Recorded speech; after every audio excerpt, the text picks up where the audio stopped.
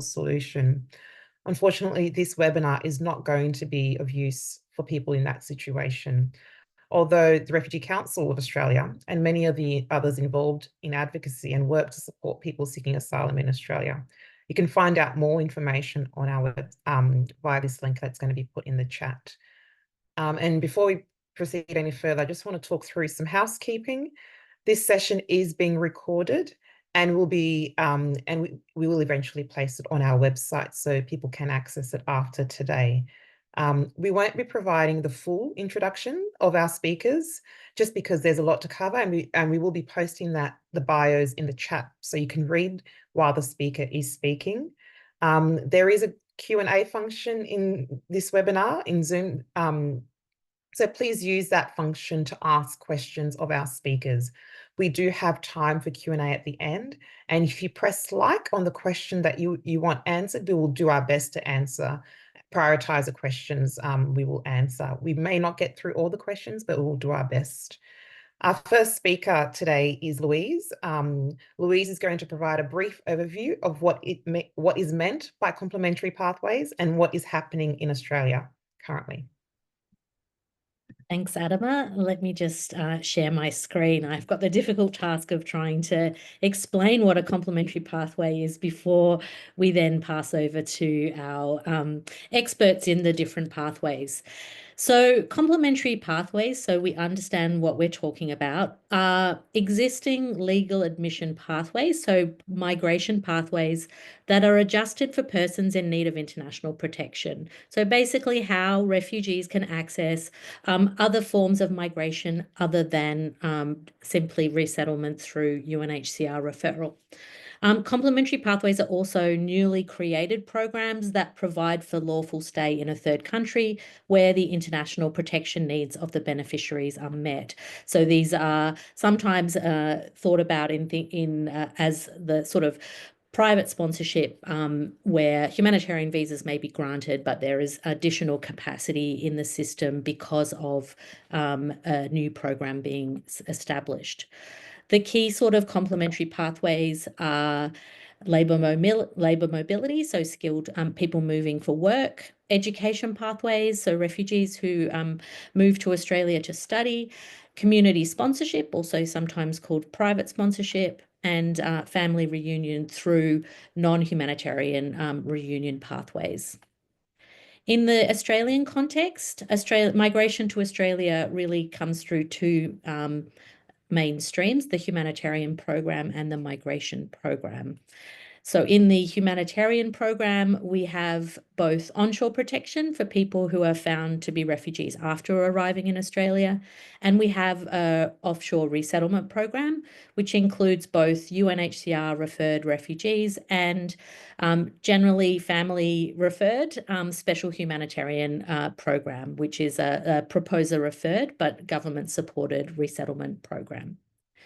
In the migration program, Australia has two main streams. One is the skilled migration stream, so where employers and filling labour shortages. That also includes students and graduate students moving into a permanent migration situation.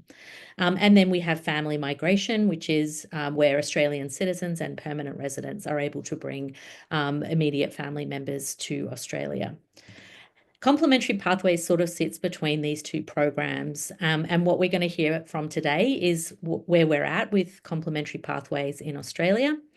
In terms of community sponsorship, the two programs we'll hear about are the CRISP and the CSP program, and both of those are sort of fall within the humanitarian program in as much as the visas that are granted are humanitarian visas. We'll also hear about the Skilled Refugee Labour Agreement pilot, which is in the Skilled Migration Program, and we'll hear about how family visas are accessed by people with international protection needs through the migration program. In terms of where the Australian government is at in December last year at the Global Refugee Forum, the Australian government pledged to work with civil society, community, non-government and refugee-led organisations to harness the power of all segments of Australian society to gradually increase community-sponsored and other complementary pathways to 10,000 per year, places per year over time. And that's in addition to the core humanitarian intake. So this was a pretty significant commitment and aspiration. In terms of what that looks like currently, at the moment in this current year, we have a humanitarian intake of 20,000 places, but that includes onshore protection, offshore resettlement, and community sponsorship that comes within the humanitarian intake. So we really only have a few places, around 500 if we include both the primary applicant and family members coming through the skilled refugee labour agreement pilot. So we have a long way to go to get to 10,000 additional places. And this is the vision that we're hoping that we can grow in Australia. And it's a vision that the Australian government also has in terms of its commitments to grow humanitarian places to 27,000, plus 10,000 additional community-sponsored and complementary pathways places. The question of when and how is not one that we're necessarily going to get to in this webinar, but we can certainly say there are, and what you'll hear about today is how pilots are currently going in Australia and how you can get involved in that. And part of the Australian government's aspiration to increase migration through complementary pathways is to prove that it works, and that's why we have pilots at the moment. There's a vision and roadmap being developed, so there's lots of ideas about how these 10,000 additional places can be met, and we'll be adding that to our website when that's finalised and available, and that certainly is something we'll draw attention to. So that's the big picture of complementary pathways, and I'll hand back to Adama to focus on the details of those pathways. Thank you, Louise. Our next speaker is Naji Nadir from Australia and New Zealand Talent. So he's the Australian New Zealand Talent Sourcing Lead from Talent Beyond Boundaries, and he's going to talk about the Skilled Refugee Labour Agreement pilot. And yep, there you go. He's on. Thanks, Adama. I hope I'm assuming you can hear me and you can see my screen and everything is all right. So good afternoon, everyone, or I guess morning for some of you. Thanks so much for attending. It's great to have you all with us today. I would like to begin by acknowledging the traditional owners of the land on which I am presenting to you today. I would like to acknowledge the Gadigal people of the Eora Nation and pay my respect to elders past, present, and emerging. My name is Naji, and I am the Australian New Zealand Talent Sourcing Lead here at Talent Beyond Boundaries. You'll hear me referring to it as TBB from now on, I guess. I am a former refugee and came to Australia 7 years ago on a humanitarian visa. To be honest, I wish TBB existed back then as a complementary pathway.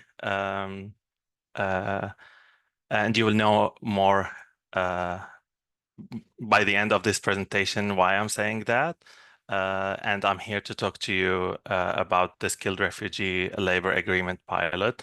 But first, I would like to tell you a TBB story.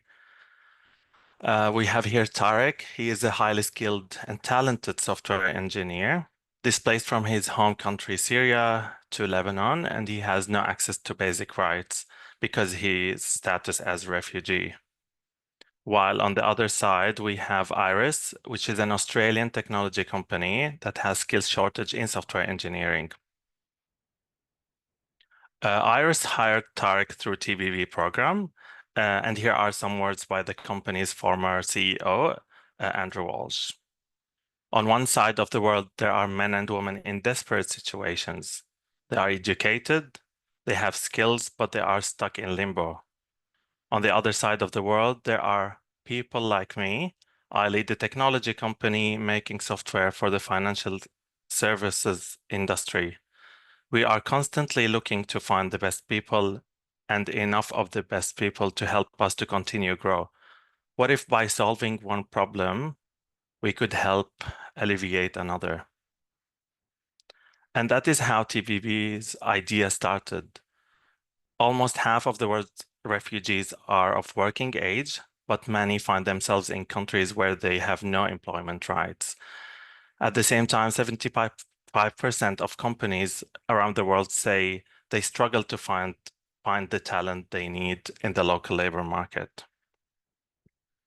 But let's talk more about TVV's program. So we work with governments to open skilled immigration pathways for refugees that benefit individuals, family members, and the economy. Employers, on the other hand, gain valuable talent, and displaced people have a chance to rebuild their careers and lives. We also collaborate with partners and share our learnings so other organizations and partners can replicate this model around the world. The Australian government has been a global pioneer in refugee labor mobility. And Australia welcomed the first TVV candidate in 2019. And then the Skilled Refugee Labor Agreement pilot was launched in 2021. So it is a skilled visa and not a humanitarian visa.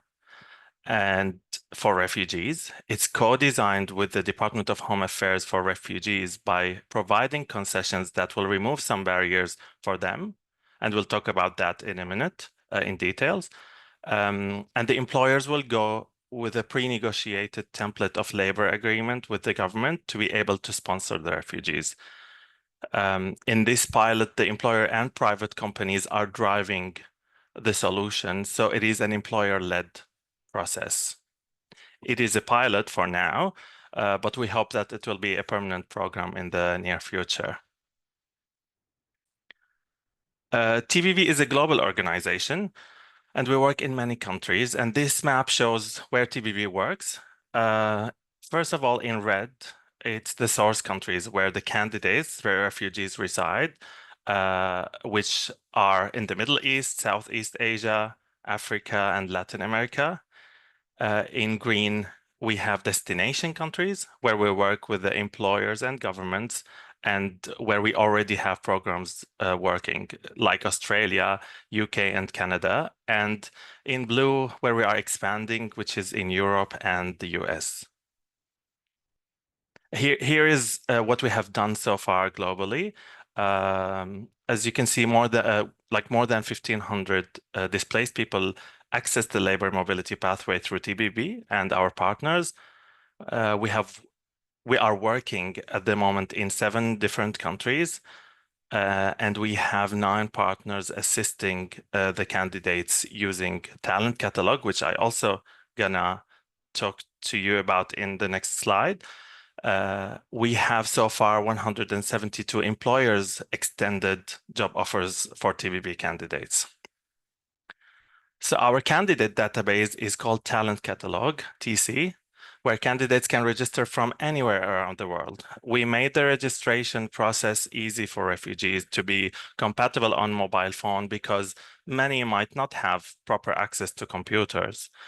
We have diverse skill set in TC and over 114,000 candidates registered so far, from skilled trade workers, medical professionals, engineers, educators, and IT professionals. Let's talk about our preferred visa. And this is the visa that I said it was co-designed with the Department of Home Affairs. It's visa 186, which is an employer nomination scheme, and it gives permanent residency on a direct entry basis. As I mentioned before, it is a skilled visa. But it was co-designed to remove some of the barriers for displaced people. And the concessions are, we have access to over 900 occupations. There is waiver on skills assessment. And I think some of those things, if you are an employer now watching and you have hired internationally, you would know about those concessions more. There is a higher age cutoff, which is 55 for now. It was 45 last year, and we pushed it to 55. There is no labor market testing. There is flexible arrangements for police checks and passports if needed. And the English is only a functional English requirement, which is equivalent to 4.5 IELTS.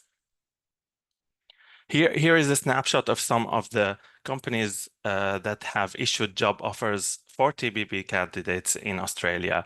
And you can see big names here. We talked globally about our impact, but here is what we have done in Australia so far. 538 people were supported through TBB Australia program, over 90% retention rate, which is very attractive for employers, and candidates are loving their job and wanting to stay. 100% of candidates felt welcome in their new community in Australia. Since it's a skilled visa and not humanitarian, it has a cost. It's exactly the same cost as the 186 visa. So again, if you are an employer hired internationally on it before, you would see it's the same. And here's the cost breakdown. There is recruitment cost. There is nothing from TBV's side. We do not charge fees. Immigration and visa-related cost, it could be from 10 to 25,000 Australian dollars. It depends on how big is the family, I guess. There is a travel cost, which is the flights, accommodation, which is temporary accommodation upon arrival. And then there is the settlement cost, which includes airport pickups, essential registrations, and orientation sessions. And then there is assessment fees, which is TBB application facilitation fees, which is $2,500. We expect the employer to pay as per their internal hiring policy, but we can work on shared cost solutions if needed. I think many of you are asking what are the eligibility criteria, and here are they for both the employer side and the candidate side. For employers, you need to be a registered and operating company in Australia for at least 12 months. You should meet the financial viability and proof that the role is genuine and has need for it in your company, and that there is no conflict of interest, so no direct family members. The candidate went through an interview process, never broken a law in Australia, and not being under investigation for breaking the law, never have provided false or misleading information to any authority, and be able to pay the salary requirements.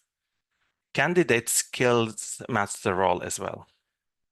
For candidates, and if you are also wondering what are the eligibility criteria, you must be in need of international protection. And I think we got one of the questions about that. If the candidate needs to be registered with UNHCR, the answer is no. If it's yes, it will be easier for us to, I guess, identify that need for international protection. If not, you might still be eligible if there is an opportunity that suits some candidates, and we don't know your eligibility. We have a team dedicated for that. They will contact you and assess your eligibility as well as fit for the role. Also, you must not have a permanent legal status or citizenship in a country where their rights are protected as a candidate, or a pathway for one. Because, sometimes they might have a temporary visa that might lead into a permanent visa. Again, you must have functional English, which is equivalent to IELTS 4.5. You must hold relevant skills and experience for the proposed role, and you must meet the health and character requirements. If you are a candidate, please scan the QR code to register on our talent catalog. If you are an employer also, please scan the QR code and head to TBV's webpage, and you can register for a pitch session. It happens fortnightly on a Tuesday, where we can talk more in details about the program and answer all of your questions. If you have any other questions, please feel free to email us on those emails. And if you have any more questions, please type them in the Q&A, and we're happy to answer them. Thank you so much. Thank you so much, Naji. Now we moved on to the next presenter, Shabnam Safa, who's a National Training Lead from CRESA, and she'll be speaking about the Community Refugee Integration and Settlement Pilot.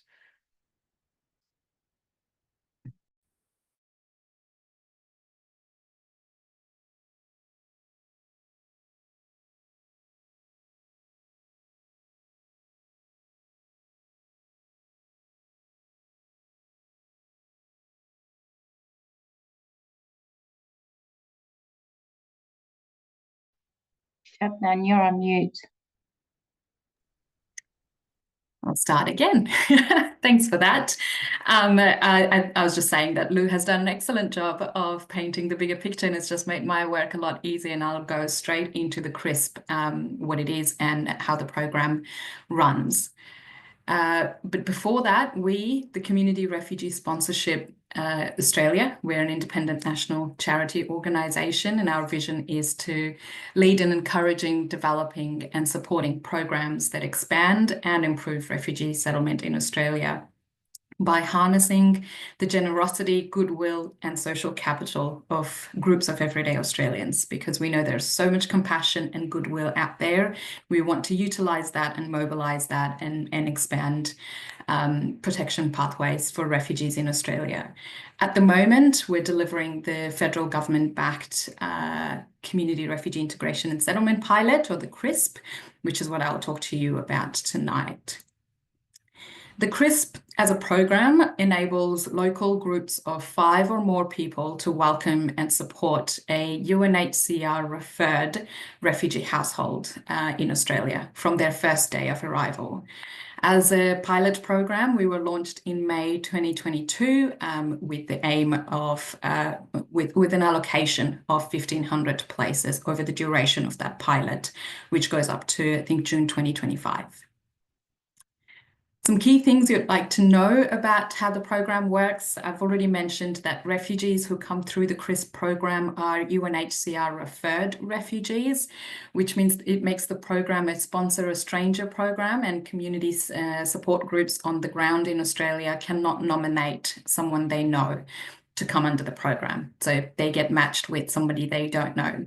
And the eligibility criteria for the refugees, one is that they are referred through the UNHCR to the Australian government, and that they have no family links in Australia, which makes the group their immediate support network when they arrive here. The local community group, they provide 12 months of settlement integration from the first day of arrival of the refugee household. The groups are made up of 5 or more people who can be Australian citizens or permanent residents. They can be based anywhere in Australia if they can demonstrate that they have the capacity to provide appropriate support to help someone settle in their local area. What we do as an organisation, we mobilise, we train, approve and monitor and provide ongoing support for these groups so then they can support the refugees in their areas. The refugee households or refugees coming under the CRISP, they are all permanent humanitarian arrivals or residents in Australia, so they have access to government-funded travel.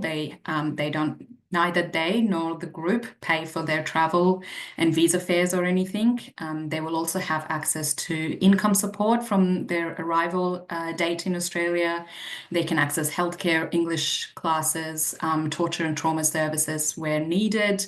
And then there's also a safety net program or a service if needed, just in very unlikely scenarios of a relationship breakdown between the support group and the refugee household, so they're not left without any settlement support.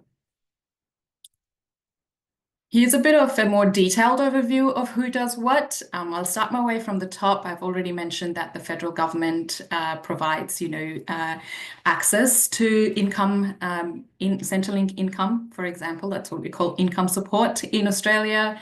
Healthcare services. The government is also funding this whole pilot program at the moment, and that includes funding us as an organisation as well.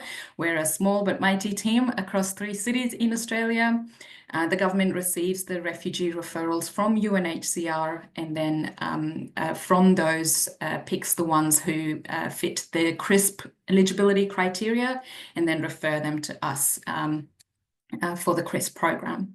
And because it's a pilot program, we're currently being independently evaluated as well, and that's also being funded by the federal government. So that's sort of the role of the federal government, Australian federal government at the top over there. The two main people or partners that really make this program work in Australia are the community supporter groups and the refugee newcomers themselves. So the community groups, they get together, they plan, they fundraise, they find that temporary accommodation for refugees on arrival. They all get together and then get in contact with refugees once they have been matched, and then meet them at the airport to welcome them. And then from that point onwards, they provide 12 months of tailored support to that household or family, so then they can, start getting independent and self-sufficient in Australia. And that looks different according to whoever they are matched with. It could be, most of the times, it's definitely all the essential registrations. So, making sure that everyone's got a bank account so that their government income support can come to it. Everyone has been connected with a healthcare provider or a doctor in the local area. They provide employment and education support wherever needed, orienting people with the local area. Driving lessons is a pretty popular example there. There's a lot of hours of driving lessons being provided across the country. And then the refugee newcomers themselves, they're really important in that they communicate their aspirations and their wants and needs and challenges for life in Australia. So then a good match can be made between the refugee newcomers and the community groups that we have identified here in Australia. And then they actively engage with the group throughout that process of the 12 months to make sure that the support they're receiving is tailored for them, is appropriate for them, and adequate for them. And then down the bottom, you can see us as an organisation. We mobilise community groups across the country. We go and talk to everyone about what we do, what the CRISP program is, so they can get involved. All of these are volunteer groups. They do not get paid for what they do. They all get involved out of their compassion and wanting to help. We screen them, we train them, we provide them support so we can empower them, and they take the program, or they provide the support on the ground. We also do the matching, and that's where a lot of heart and soul goes into the matching. We receive refugee referrals from the government, and based on the profile of that household, we try to find the most suitable match for them, the most suitable group in Australia for them to be matched with, and connect them before their arrival in Australia. So the friendship can begin and they get to know each other, and then on arrival they are met with the group at the airport.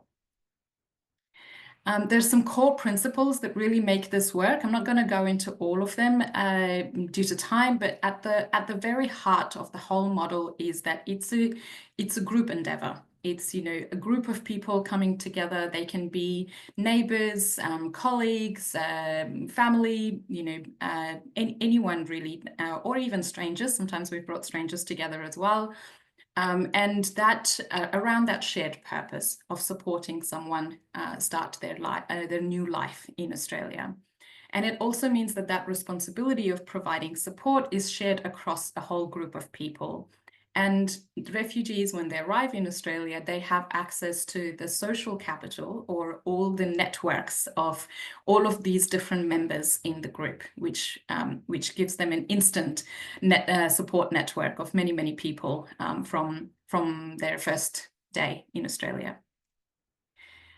This is more directed at people who would want to get involved in the CRISP program, who are in Australia, who want want to join a group or form a group. Unfortunately, we don't directly communicate with refugees overseas. Those profiles come to us through the government, and our work on the ground here is with groups. So if you were interested in getting involved in the CRISP program, you need a group of 5 or more adults, you need a group coordinator, you need to commit to fundraising, and we have a minimum amount of $5,000 and no maximum amount, because it depends on, you know, what sort of resources and networks you have access to, and who you get matched with as well. Everyone needs to pass background checks, and they all need to do some basic training and be able to provide 10 to 15 hours of support as a whole group to the household for a period of 12 months.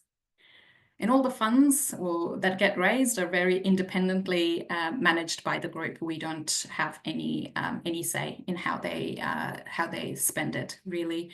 And a big portion of the funds raised go towards temporary accommodation for refugees when they arrive here, and supporting them with basic income support for the first couple of weeks until their government income assistance can get set up.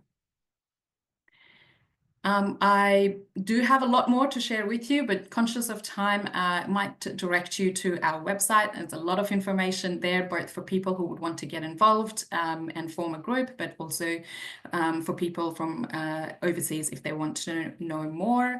We run regular information sessions. Really encourage you to join one of those as well. You can find details on our website too. And you can also send us an email with any burning questions that doesn't get answered today at info@refugeesponsorship.org.au. I'll leave it there. Thank you. Thanks so much, Shabnam. I think you covered quite a lot of information in a short period of time, so thank you.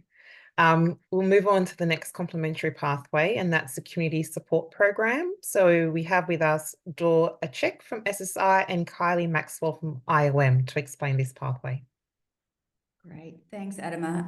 Now, can you see my screen? Is that We can. Fantastic. So, Community Support Program is increasingly popular.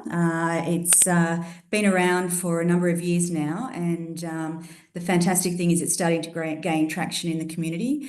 The Community Support Program is a program which is privately sponsored, that enables communities, businesses, families and individuals to collaborate in sponsoring persons to arrive in Australia, to integrate and also to achieve financial independence. So it is a program with a core aim to enable those migrants arriving to achieve independence in that 12-month period on arrival.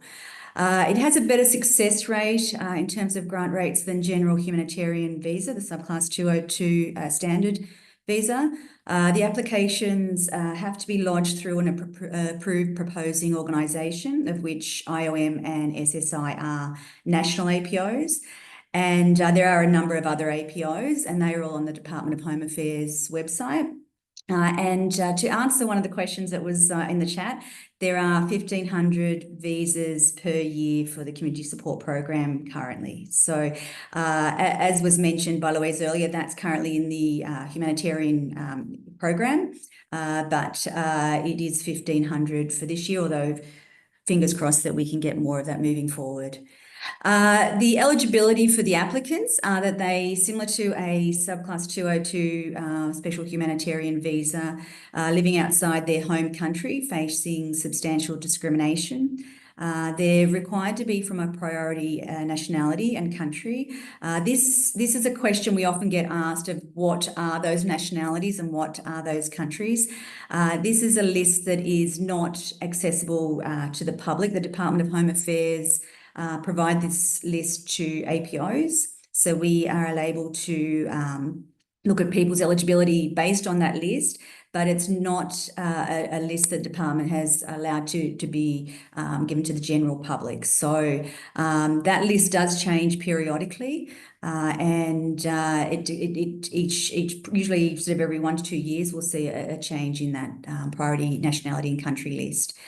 One of the other eligibility criteria is that you must be between 18 and 50 years of age at time of decision. At time of application. That is one of the things that has been talked about recently, and it's been looked at as because processing times are increasing, they're looking to change whether it be time of decision or time of application, and there's a bit of conjecture in there at the moment, and that process is changing. However, currently, to answer one of the other questions that was in the chat, the current processing times on these applications are currently over 6 years due to the popularity of applicants applying in recent times. So in previous years, we looked at a 1 to 2 year processing time. Recently, it's been looking at 6 years processing time. So the Department of Home Affairs are looking to change and tighten some of the eligibility criteria towards that. Other criteria are that the job offer or pathway, it has an employment pathway. So when we talk about a job offer in Australia, often the applicants, their supporter may be either a family member or someone they've known back home originally, who may be able to support them in a job offer once they arrive. We do have people say, because of the long processing time, is there any issues with that? And as long as there is a general job offer available to them at that time of decision, then it's absolutely fine. When we talk about pathways to jobs, that can vary. However, we have had applicants who may have had partway through university studies in their country of origin and are able to access pathways here in Australia. So if there is an employment pathway, we have had applicants go through to university on arrival, and that can be considered as a pathway to employment as well. Adequate English, so there is no formal English language testing for English, but what we do as an APO, IOM, is we do talk to applicants prior to lodgement just to see if they have conversational English, as it is part of the criteria for the application. So when looking at the community support program, who can sponsor? From onshore here in Australia, it can be family, it can be a community group, or it can be a company. So it can be any of those. A supporter's eligibility should be that if as an individual, they should be a citizen or a permanent resident of Australia, and they must be required to assist with settlement needs for that first 12 months after arrival. For employers, the eligibility is to be a reputable employer. When we look at it as an APO, we like to check in on the employer and ensure that they adhere to laws on safety, minimum wages, and so forth, so that they are providing the applicant with the same terms and conditions as any Australian other permanent resident or citizen. So these are checks and balances that as an APO, many of us do before lodging the application to ensure that the applicant is looked after when they are onshore, when they arrive. So in terms of the process, there is a number of steps. With the assessment process, each APO will have a slightly different process, and each APO has a different way of doing things. However, what generally happens is an applicant and a sponsor will connect with the APO, and when they connect with the APO, that APO will assess if they are eligible. And then if they are eligible, then they look towards drafting the application process and lodging the application. Once it's lodged, as I said, it's looking at this period of time, we're looking at about 6 year processing time. Those processing times are defined by the Australian Department of Home Affairs, and they are outside the control of the approved proposing organisations. So when people talk about those processing times, it is outside of an APO's control. It is subject to the Australian Department of Home Affairs. So with the processing, towards the end of that, there are interviews with applicants, and there is a second visa application charge, and then the grant of the visa. So with the grant of the visa, they are granted a subclass 202 global special humanitarian visa, and they are granted that, and on arrival become Australian permanent residents. So once on arrival, there is generally, from what IOM do, is an orientation process with the applicants, and then they have their 12-month settlement period. So with that settlement period, there are some requirements associated with that. And what I'm going to do now is go on to the next slide, and Dor's going to continue on with the settlement steps from there. Dor. Thank you, Kylie. And good evening, everyone, or whatever you are during the day. Yeah, so as Kylie mentioned, the CSP visa quota is taken from the Humanitarian Settlement Program. The 1,500 places comes out of the HSP. So that presents challenges because currently there is a high demand for this particular program for a number of reasons. Number one, because of the success rate initially when it commenced, but also because the communities that do take up the CSP are generally linked cases. So there would be someone that is a relative or someone that knows someone that do apply for it. So it becomes challenging. And so additionality, and in any case, the complementary pathways should be additional to the normal humanitarian intake. This is so because the government has already budgeted for the humanitarian intake, and we think that it would be taking away the places for the humanitarian intakes. So additionally becomes an important criteria for the CSP visa. The second part of it is that the criteria is very selective.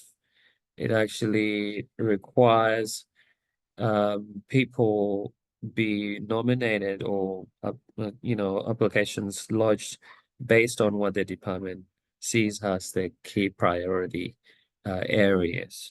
And not only key priority areas, also it is key priority areas of residence for a particular humanitarian person. So it could be an Egyptian, a Sudanese in Egypt that may not be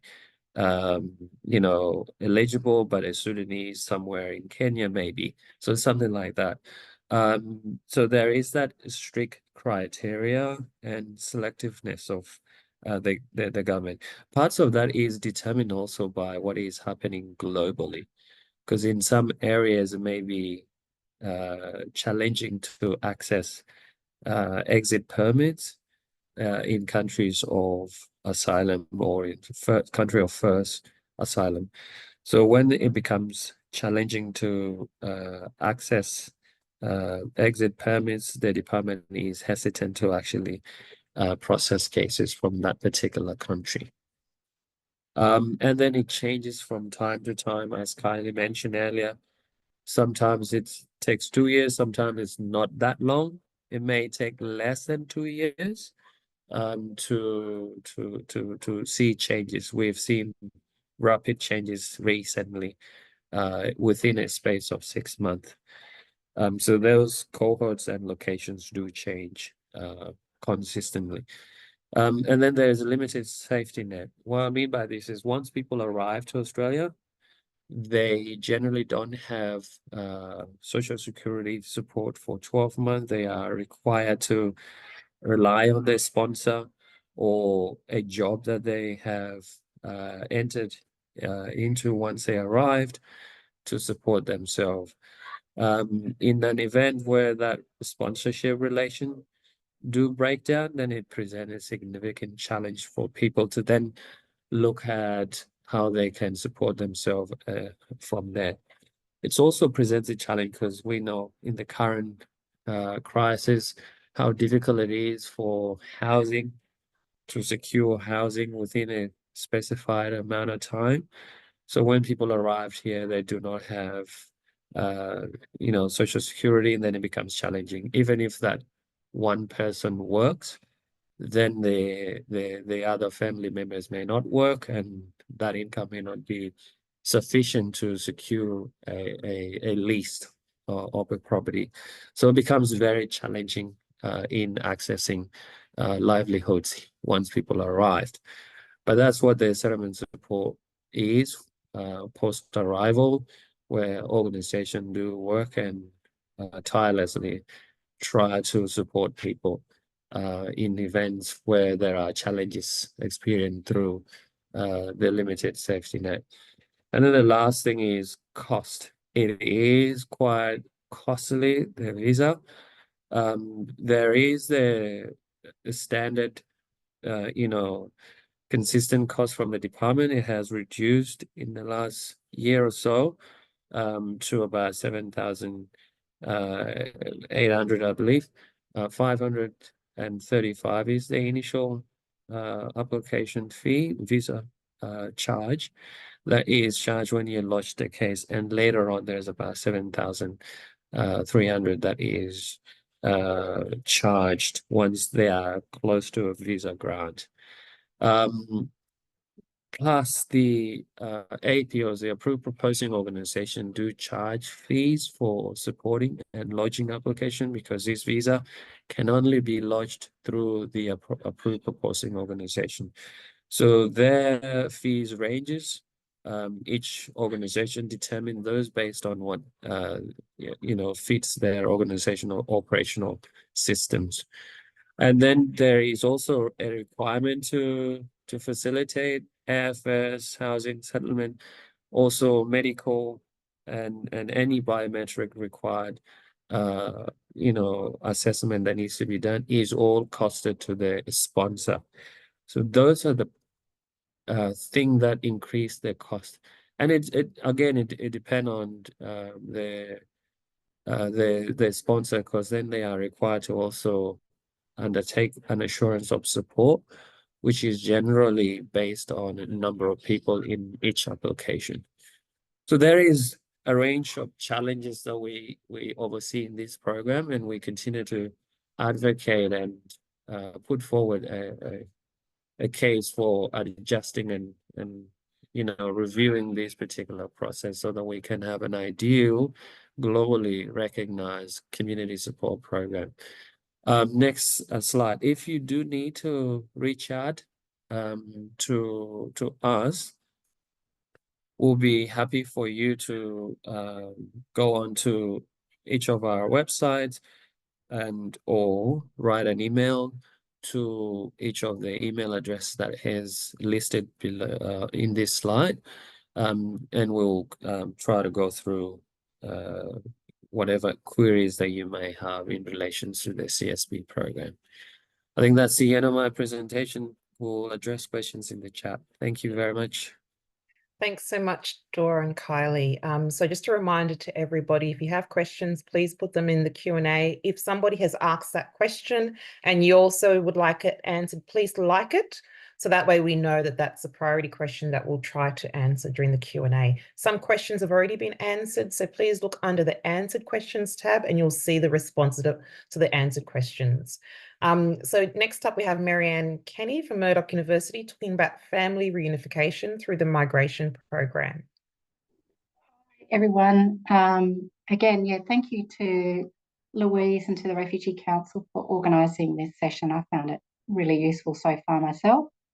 I've been asked to come along to talk about family separation and family reunion for refugees. There's quite a bit of information which I will condense into a very short period of time. If you want to, there's a QR code to look at a paper that I've written in consultation with Refugee Council about some of the current challenges around family reunion.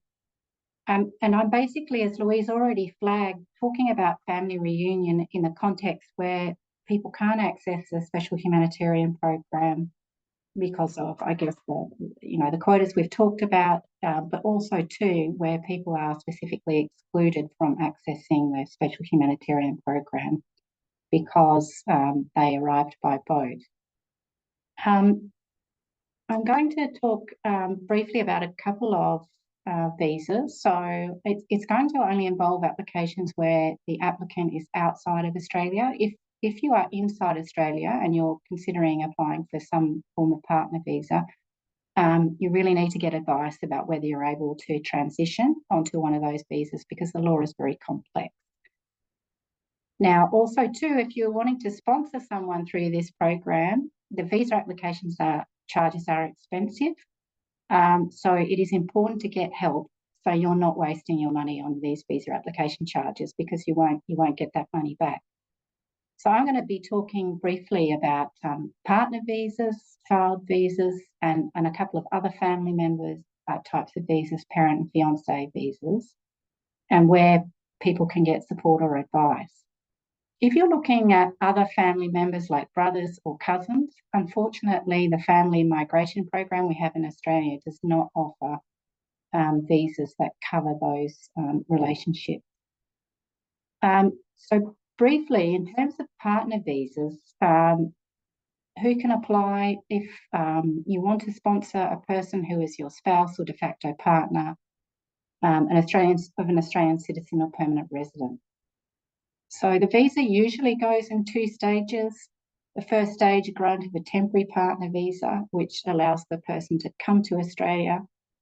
The second stage comes after 2 years, usually after the date of the first application.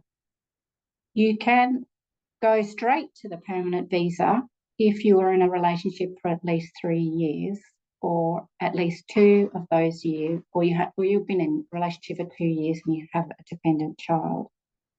The important thing is that there's no cap on partner visas either. I should have mentioned that at the beginning. Unlike some of the other programs we've talked about, there's no caps on parent partner visas or child visas. So they're simply processed in terms of the order in which they're received by the department, roughly. So if you are applying for a partner visa, you have to provide evidence of your relationship to the Department of Home Affairs to satisfy them that you are in a married relationship or a de facto relationship. So there's a number of factors that they consider, which I've listed here. If you are a partner of a refugee sponsor, it's not always easy to obtain evidence across all of those 4 factors, particularly financial aspects. Because of long periods of separation, there may not be that commingling of financial relationship. And social aspects can be difficult too when there's been long periods of separation. So it's important to know that while there are those 4 factors, there's no one factor outweighs the other. So all of those factors will be considered, but if you don't have evidence of one, it's not going to knock you out. But again, this is why it's really important to get legal advice and assistance in relation to these visas. So in terms of partner visas, it's also important to think about what family members can be included in a visa application, and this is very important, again, for people to get advice on. So if you apply for a partner visa, people who are members of the family unit of the visa applicant can be included in the application. They must meet the definition of member of the family unit both at the time of application, that is when you lodge the visa, but also by the time the visa gets decided, bearing in mind there can be several years between application and the visa being decided. And a member of a family unit includes children, dependent children, and if you're under 18, that you're automatically considered to be dependent. If you're older than 18 but under the age of 23, you are considered dependent if you can show that you're wholly or substantially reliant on either the sponsor or the other parent that they're living with for financial support to meet basic needs.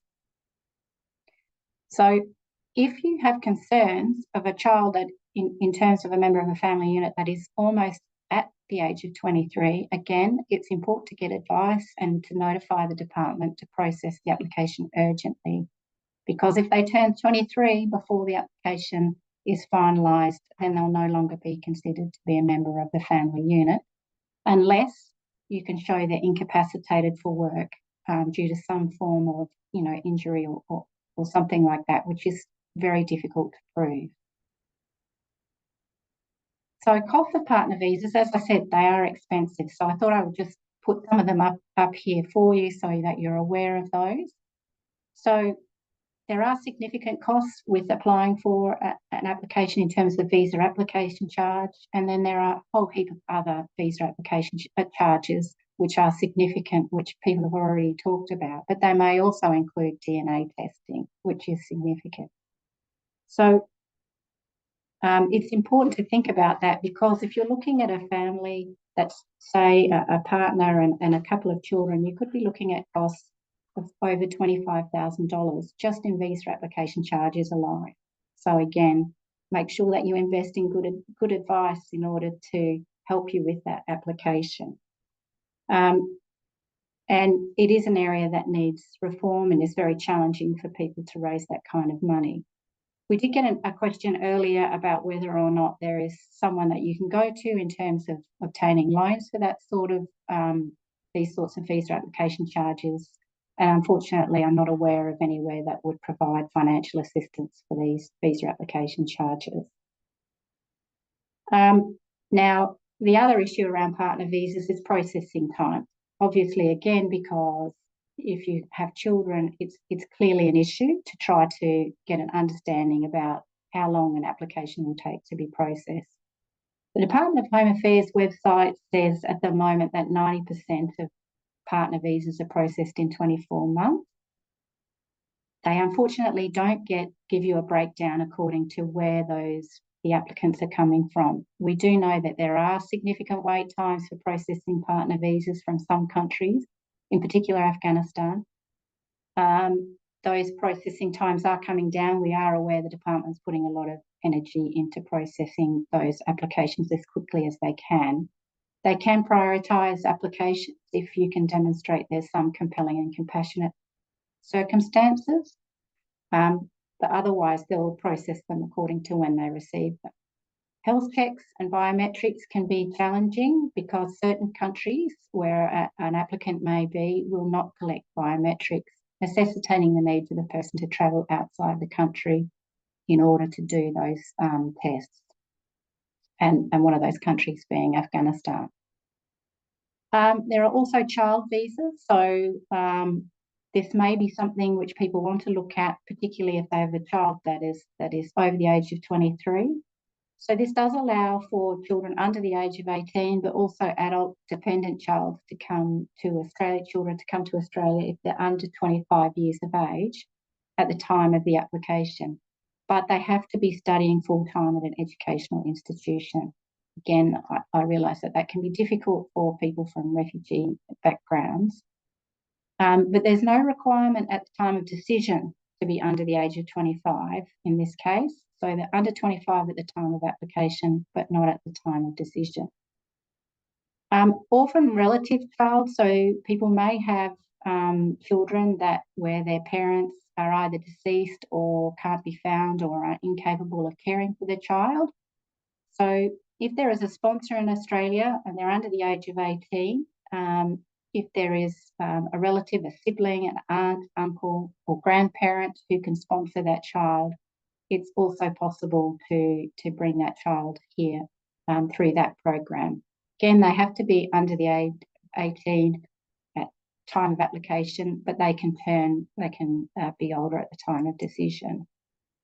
Very quickly, because I want to wrap up quickly, there are other visas for parent visas, however, the waiting period is very long. So it's really not worthwhile trying. So waiting period for parent visas is over 30 years. Even contributory parent visas, which are significantly expensive, the waiting period is at least 12 years. There are also fiancé visas, which can be granted offshore to fiancés, which you can then convert to a partner visas. And this, again, the visa application charge is quite expensive, and you have to have met the person, in person and show that you intend to marry. Where to get help?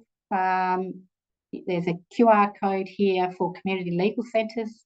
Seek advice from a lawyer or registered migration agent who has experience in doing family visas for refugees. If a community legal centre can't help, they'll refer you to another place which will hopefully provide you with assistance. Thanks. Thank you, Marianne. Very comprehensive summary there.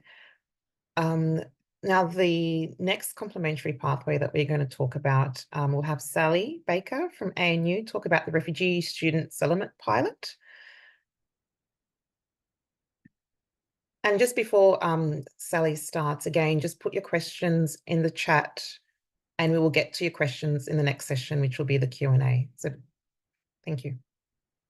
Hi, everyone. I've got a terrible cold, so I'm only going to speak for a very short period, and I hope that you can all understand me.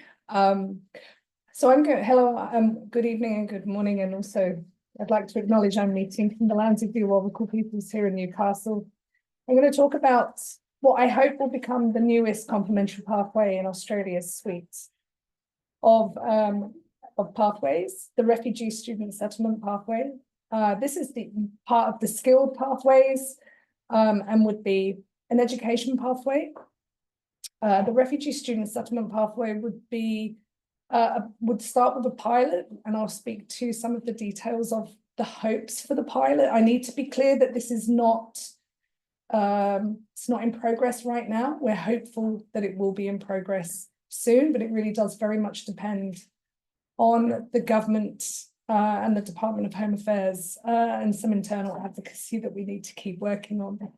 So there are many of these educational pathways around the world. Australia is therefore quite late to this part of the complementary pathways world.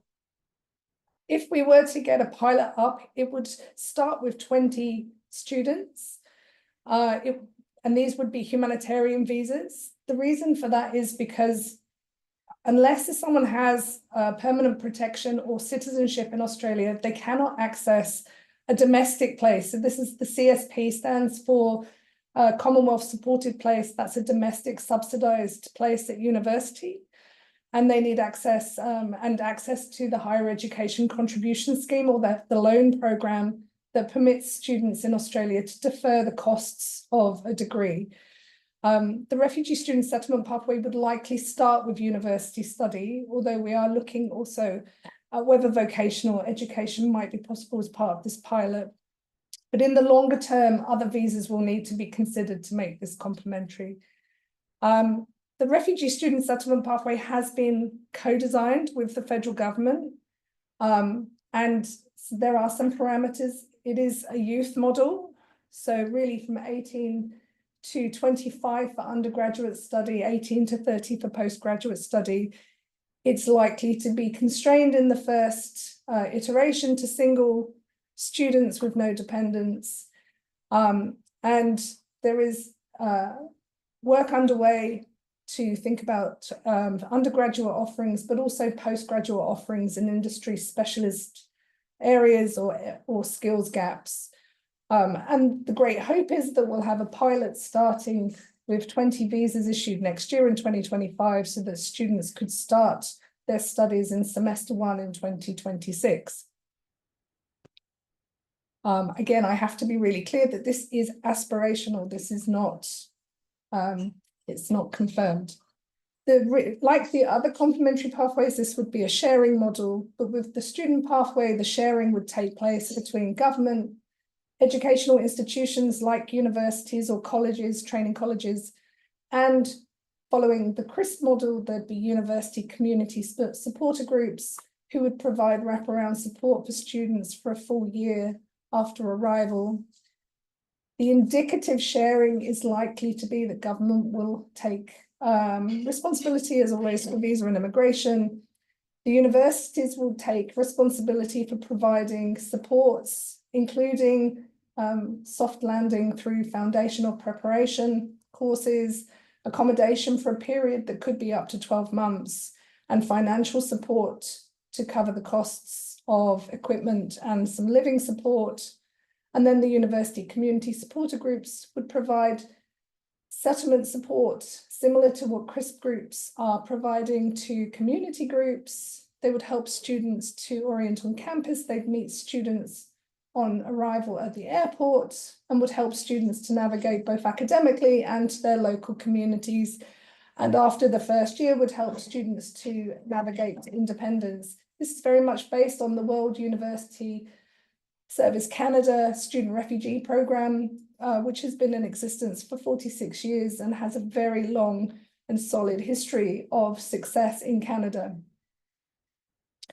The university community sponsor groups or supporter groups would therefore provide that initial settlement support as well as social support, liaising with local settlement experts, and likely will be comprised of university students and staff, because if we know anything, and I'm sure Mary Ann could smile and nod at this, universities are full of people who really want to put their money where their mouth is and to support more refugees to arrive and settle in Australia.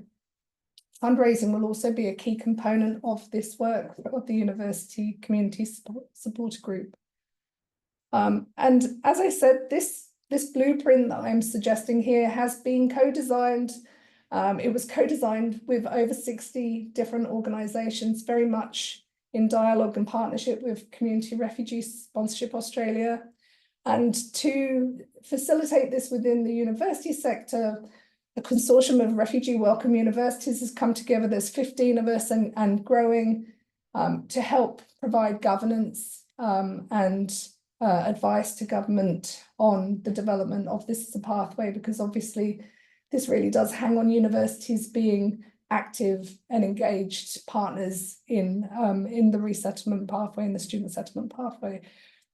I'm sorry that I haven't got much of a voice. I'm probably not going to want to answer many questions, and they're all aspirational, but you're very welcome to email me. I work at the Australian National University, but I'm also chair of the Refugee Education Australia, which was incorporated yesterday. So big celebration for that. And I co-chair the Australian Refugee Welcome University Sponsorship Consortium as well. So happy to answer questions if you've got any. Yeah, thank you, Sally. There's been a couple of questions that have come through before I let you go. One question was about the number of proposed spaces for this pathway. Would it come from the humanitarian program? Look, for the pilot, it will have to. So we've asked for 20 places out of the special humanitarian program to trial this.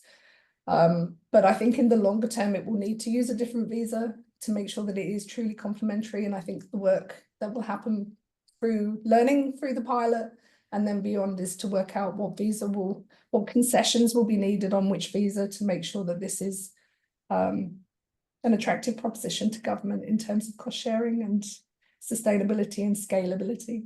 Sure, and there's a similar question which I think you've already answered, but the question is, considering humanitarian visa applications take a while to be processed, how would the RSSP work? Would it have its own allocation from the department? If not, would making the waiting time even worse for other so it's about the processing times and allocations. Yeah, look, I can't speak in any concrete terms. I think there's two countries. I think I don't want to tell tales, but we did ask for money from the federal budget and we didn't get it, which has allowed us to revisit this, and the pilot looks somewhat different from presentations you might have seen about this earlier. I'm not sure how much awareness everyone has of the RSSP and what you might be able to find online. It is very likely that we won't use the World University Service Canada because their costs were prohibitive, and so we'll develop our own selection, recruitment and identification pathways in the Asia Pacific. It's very likely we'll work in 2 countries and closely with the UNHCR to identify people who are study ready. There will be academic requirements regarding a high school certificate or equivalent, and English language proficiency requirements, of course, will be determined by universities, not by the visa pathway. It's a bit too early to talk about it in concrete terms. Sure, no worries. We're hoping that the department will be able to provide priority processing to make sure that we can hit those targets to get people into Australia, have a soft landing and start their studies in 2026, all subject to the government. Thank you. There was a question on the CSP, so this might be Kylie or Dor. Question about people who've moved to another country. So they were the home country, which they're no longer safe in, they've moved to another country. The questions were around, can they apply under the CSP? Yeah, it would depend on which country and whether that country is part of the government priority caseloads. Mhm. We'll if there is a specific request, then we can look at that. For those that have moved from, I think there was a question on the Sudanese who moved to UAE. At the moment, UAE is not in the priority processing case list, but each individual case is assessed differently. So if you have a particular case, do put an inquiry through IOM or SSI, and then we'll look at it. Yeah, no worries, thank It's also you. important to understand that there are a number of different criteria. So the priority countries are one aspect, but it goes to the supporter and the dependency of family and all those other aspects of the criteria that we look at when we're determining if that applicant meets that criteria. Sure. And just before you go, Kylie, a question was also asked about if somebody wants to apply with the CSP, will they know, will they be told before they put the application in and pay the fees if that country is on the priority list? Absolutely. So what happens with us and with SSI, many of the APOs, I imagine, is we have a submission form on our website. They put in information of what their countries are, their situation, and then we look at all that information that they've provided. And at that point, we say, let's look at proceeding or let's not. And then in the next step, we get more detail about their application and determine if it is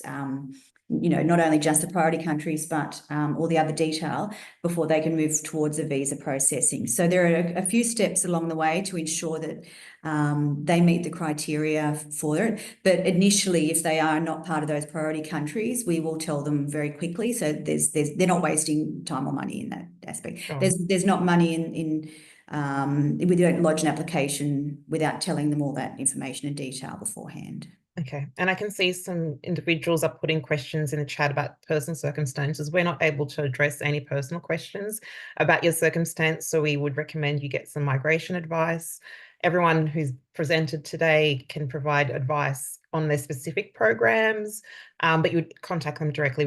We've shared their contact details, but we can't answer any questions about anyone's particular individual situation. Thank you, Kylie. Other questions around the skilled labour agreement, questions around the IELTS exam, IELTS being a requirement, and I think Naji has answered this. So for those who might not have seen the answer, he says IELTS is a requirement.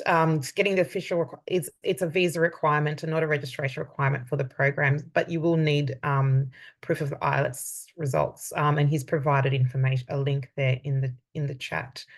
I guess we've got a couple more minutes for the Q&A. I'm just going through the questions. We've had about 40 or so questions, so there's a lot to get through. And if we are not able to answer your questions this evening, all of the presenters have shared their contact details. So if you have a question about their specific program, please feel free to contact them, and they'll be able to answer further about that. And I guess there was lots of questions about processing times. Again, it's quite challenging for us to say how long or how quickly something would be processed. Sorry, there's just one more question I can take around the CRISP program, and it's for you, Shabnam, around registration with UNHCR. CRISP only takes referrals from UNHCR. Is that the case? That is the case. Yeah. Yes. So yeah. I don't believe people can self-nominate for the CRISP. That happens at the departmental level once refugees are referred from the UNHCR to the Australian government. The Australian government makes the selection for who comes to the CRISP program. And at this stage, loose eligibility criteria is that they don't have any family links, any immediate links or connections in Australia. Okay. And Sally, there is a question here, which I think you can answer, around the types of documents required for the RSSP, the potential RSSP program, whether conventional passport or travel documents would be required. We know it's a concept at this stage, so I don't know if you can answer. For the pilot, it would be in line with the requirements for the special humanitarian program. I will defer to you. You know better than I do in terms of what documents. I think that there's a good question about what academic qualifications might be required, and we're looking to work that out as a matter of priority. We'll have similar requirements with regard to language testing, etc., to TBB, but it's likely that the threshold will be higher than 4.5 IELTS. Is more likely to be around 6. It will depend as well on the profession, because some professions have English language entry proficiency requirements. So nursing, for example, does have a higher threshold for English language proficiency.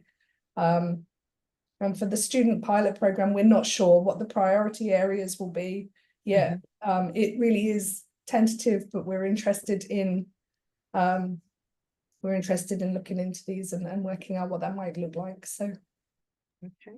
And sorry, thanks, Sally, for mentioning that. But just to make something clear, the 4.5 IELTS is the visa requirement, the minimum visa requirement. But because we are a skilled visa, it depends on what the employer is asking for. So if the employer wants, I don't know, like someone who wants to speak like a higher level of English and they are client facing, they might ask for 6 or 6.5 or 7 IELTS. So for the visa requirement, yes, it's 4.5, but in the end, the employer can assess their English also through the interview.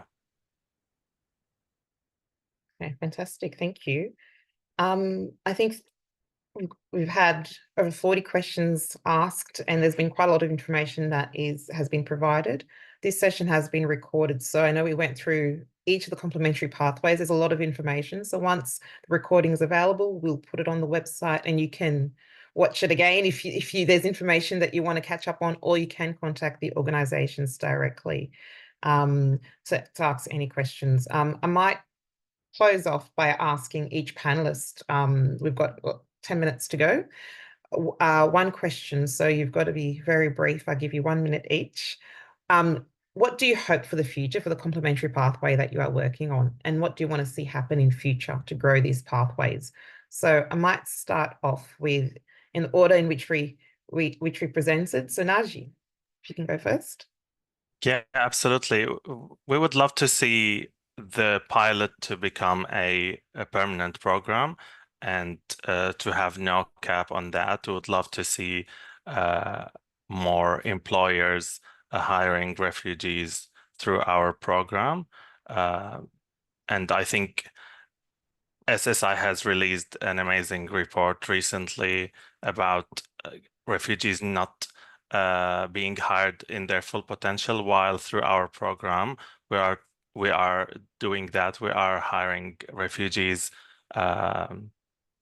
to match their full potential based on their skills, and not only the humanitarian status. The humanitarian status or the humanitarian aid is the cherry on top, but in the end it's a skilled program. So I would love to see it as a permanent pathway.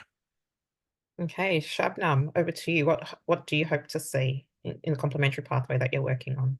Thanks, Adam. I think we would all pretty much say the same thing here, is that we would want to see them as complementary pathways, really. I think Australia has one of the great settlement or resettlement programs around the world, and we would want to, build on that and make sure that all the complementary pathways remain additional. And to Naji's point as well, would love to see them become more permanent and expanded as well. I will take this opportunity to just address this very quick comment in the Q&A as well, that often people are a little confused about the CRISP, because it does, that we know that so many people, particularly in the diaspora communities, have people they are connected with, they're related with, that they would want to sponsor and support. While CRISP provides a more affordable way for community sponsorship, it still remains a sponsor a stranger program. So hopefully in the future, there could be some a particular stream of the CRISP or another option where people could provide that community support, but to someone they know. So that's another hope. Yeah, fantastic. Thank you, Shabnam. So Dor and Kylie. For me and for the community support program, I hope to see processing times improve to alleviate applicants' concerns and distress for long waiting periods. And I also would love to see information such as tonight's webinar widely disseminated to maximise resettlement options for those who meet the eligibility requirements to enable them to make an informed choice on some of these fantastic pathways that we're seeing coming through moving forward. So, yeah. Andor? Thank you. And I think I've got a list of things, but if I was to say, it's put down the handbrake. I think Australia has put on a handbrake. 1,500 is not enough to process over 10,000 visas that have been applied for in the CSP. So let's put down the handbrake and open up. I would say, based on the demand, to even 15 per year. But if we can start at 10,000 per year, that would be a dream for the CSP program. Fantastic. Well, we hope, let's hope those numbers increase, Dor. Marianne? Yeah, I agree with everything everyone said so far. So totally endorse. In relation to family reunion, I mean, it's funny to come along and talk about it as a complementary pathway, because I think what the Australian government needs to do is recognise that reunification of family is a human right, and it is a right that everybody should have. So we should be unlocking some of the barriers around cost evidence and some of the policy to really try to prioritise people to be with their families, particularly when we've seen people apart due to Australian policies for over a decade. They should be giving them priority to reunite. Yeah, fantastic. And Sally, what do you hope for the future, and what do you want to see happen to grow this pathway? Well, I'd love a cheeky 20 visas to be approved. That would be great. But really, I think, the education part of skilled pathways is a really it's an important function for growing labour mobility and for train to hire. So I want to see the education pathway get up so that we can really develop a skilled pathway and think about hitting higher numbers and thinking about train to hire. I know that's something that people might be interested in, still an aspiration rather than something to present this evening. But I hope to come back next time and talk in concrete terms about what the student pathway looks like and how many students. And if people want more information about the advocacy that's going on, they can contact you and you're able to provide more information about that. For the advocacy on the education pathway, absolutely. Yes. Join us. Join the Refugee Education Australia. Join us. Join our strong advocacy, not just for pathways, but also for enhancing educational opportunities and outcomes for refugees in Australia, from early childhood all the way up to higher education. Yeah, fantastic. And we've got about 4 more minutes left, so I'm going to be really cheeky and go ask another question that's just come through in the chat. So this is with Naji. So through the question is saying, through TBB, what occupations have refugees been sponsored for? Is that information available anywhere? Yes, I will put the dashboard, our global dashboard link in the answer, but also I will say we have different occupations from software engineers, project officers, hotel managers, butchers, upholsterers. Like, it's very different and very various. So yeah, we have access to over 900 occupations through the list. Yeah, fantastic. And there is, sorry, another question which has been asked a few times, which I missed up, so I apologise for this. It was about through the program that you look after, Naji, is it the individual or the families that get to come to Australia? So if the main applicant is an individual, and then they've got a family members, whether it's a partner and children, are they included in that in the application as well? Yes, they are included. Just direct family members, which means partner, spouse, and children. Yeah, fantastic. Thank you so much. And the last person I'll ask the question about the future of the complementary pathway is Louise. So the person who started, the first presenter. So Louise, I know you presented, an overview of the different complementary pathways, how that fits in terms of the migration programs we have. What do you hope for the future? I mean, what do you want to see happen to grow these pathways? Yeah, I hope that we realize that growth sooner. I like the Dawn's suggestion of taking the handbrake off, because we know there's appetite for different segments of the community to step up, whether they're businesses wanting to employ people, families, diaspora, students. So I think it's helping the Australian government, because none of us are representing the Australian government here. So these are our hopes and aspirations, but we really hope that we can support the Australian government to move a bit quicker on making complementary pathways additional to the humanitarian intake, because we really want to see a growth in resettlement, so that those refugees who are waiting for resettlement and may not have family in Australia, may not have the skills or the language that are required for some of these pathways, also see increased hope, I think, of a durable solution. So that would be my call to action. And so those of us in Australia who can do something and become a sponsor, a proposer, financially support some of these pathways, I encourage you to do so. Yeah, fantastic. Thank you. And thank you everyone for joining us this evening. It's been, I guess there's a lot of information that we've covered, but I think hopefully it's provided you more information than you had previously. And I guess I'll close off by saying that, UNHCR has identified 2.9 million refugees in urgent need of resettlement in 2025. At the moment, fewer than 1% of these in priority need will be resettled to countries like Australia. Complementary pathways about growing pathways to durable solutions for refugees, recognising the overwhelming need for more solutions. So complementary pathways don't replace or substitute government resettlement efforts and onshore protection. And we're really pleased that the Australian government, when they're committed to growing complementary pathways to 10,000 places at the recent Global Refugee Forum, and also committed to growing the core humanitarian program to 27,000 places a year. And we are going to work alongside them to see how we can both complementary pathways and humanitarian program can grow.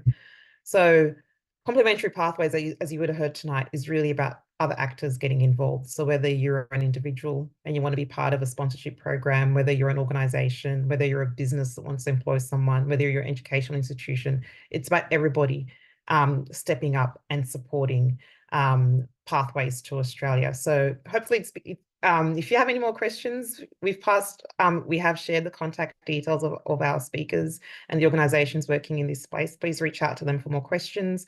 We will put the recording on our website, and the link should be appearing in the chat shortly. And also after this webinar, you will get an email with a survey link for you to give us some feedback on how we went tonight. Thank you so much for joining us this evening, and we hope you have a great evening. Thank you.